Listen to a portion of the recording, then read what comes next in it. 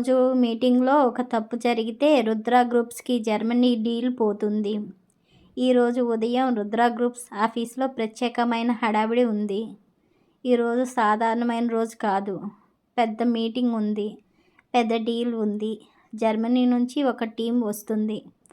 అది అందరికీ తెలుసు. ఈ డీల్ కుదిరితే కంపెనీకి మంచి పేరు వస్తుంది. రుషికి కూడా అదే కావాలి. పక్కా రిజల్ట్. రుషి క్యాబిన్లో ఫైల్ చూస్తూ ఉన్నాడు. బయట సీరియస్గా ఉన్న అతని మనసులో ఇంకొక టెన్షన్ కూడా ఉంది. హాసిని. ఈ మధ్య ఆఫీస్లో ఆమె పని గురించి మాట్లాడుకుంటున్నారు. స్మార్ట్గా హ్యాండిల్ చేస్తుంది, క్లియర్గా మాట్లాడుతుంది అని. రుషికి అది నచ్చటం లేదు. ఎందుకంటే తన ఆఫీస్లో ఎవరు తనకంటే ఎక్కువ కనిపించినా అతనికి ఇష్టం ఉండదు. అప్పుడే సూర్య లోపలికి వచ్చాడు. రుషి, ఈరోజు చాలా ఇంపార్టెంట్, దయచేసి కామ్గా ఉండు అన్నాడు. రుషి ఓకే అన్నట్లు చూశాడు. సూర్య మళ్ళీ అడిగాడు, హాసినిని ప్రాజెక్ట్లో పెట్టావా?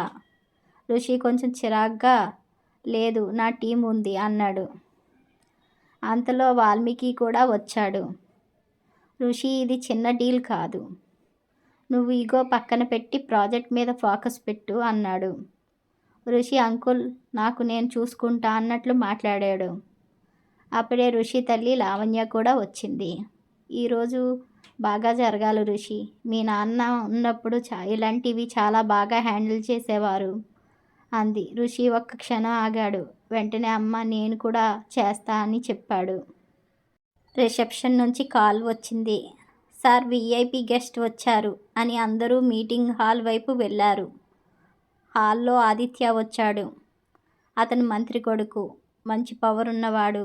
రుషితో హ్యాండ్ ఇచ్చి, ఈ ప్రాజెక్ట్ మన దేశానికి మంచి పేరు తెస్తుంది అన్నాడు. రుషి అవును సార్ అన్నాడు. అది టైంలో జర్మనీ టీం వచ్చింది. డీలర్స్ గ్రూప్ వాళ్ళు చాలా స్ట్రిక్ట్గా ఉన్నారు.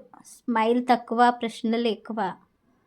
ప్లాన్ క్లియర్గా ఉందా, రిస్క్ ఉందా, టైం లైను అన్నీ చూసుకుంటున్నారు. ఇక్కడ రిషి టీం ఒక ప్రశ్నకు స్టక్ అయిపోయింది.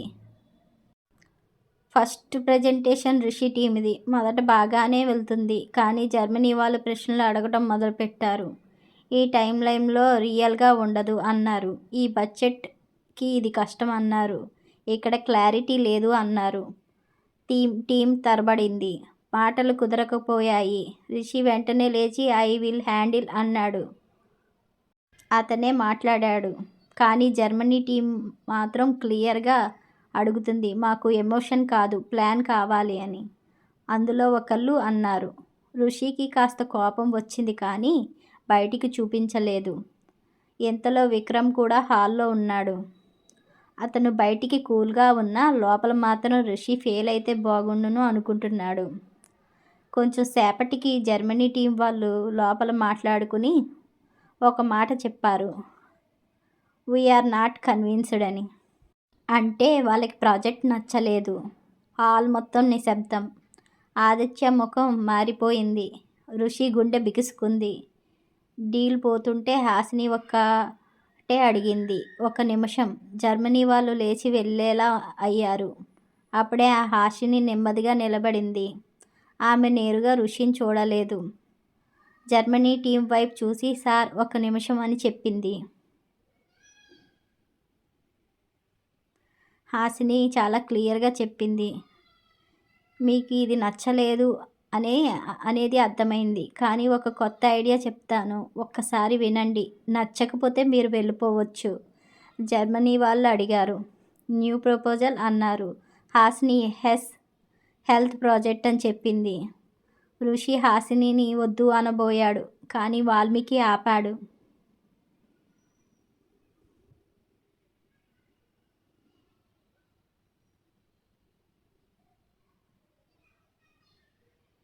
ఇప్పుడు ఈగో కాదు, కంపెనీ ముఖ్యం అన్నాడు. హాసిని ప్రెజెంటేషన్ స్టార్ట్ చేసింది. గ్రామాల్లో హెల్త్ కేర్ సమస్య, జర్మనీ టెక్నాలజీ, ఇండియన్ మార్కెట్ సింపుల్గా క్లియర్ చెప్పింది. డీలక్స్ టీం ఆసక్తిగా విన్నారు. చివరికి వాళ్ళు ఓకే చెప్పారు. Now this is deal. అందరూ రిలీఫ్ అయ్యారు. అందరూ హాసినిని మెచ్చుకున్నారు కానీ ఋషికి అది నచ్చలేదు.